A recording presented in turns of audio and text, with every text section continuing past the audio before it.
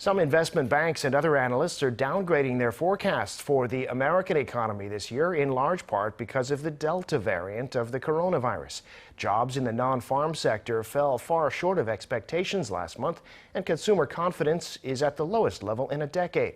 But other experts say we need to wait another month to see whether the jobs shortfall was a one-off or a trend. Seo Eunkyung reports. The emergence of the Delta variant and recent economic figures in the U.S. are a cause of concern for some institutions and also reflected in U.S. consumer confidence. This week, Goldman Sachs lowered its growth forecast for the American economy this year from the 6% it projected in August to 5.7%, and for the fourth quarter on an annualized basis from 6.5% to 5.5%. It said the Delta variant is already taking a toll on third quarter growth, and because of the variant, American consumers are likely to spend less.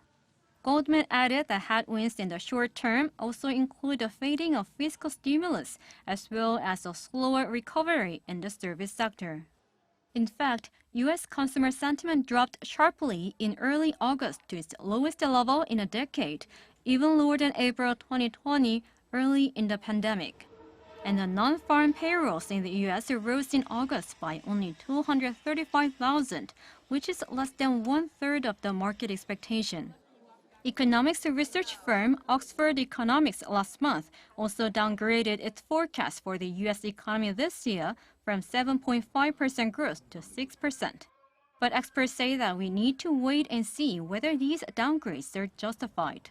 Based on the lower than expected job growth and lower consumer sentiment index, Goldman Sachs has reduced their estimate for U.S. growth this year from 6.0% to 5.7%.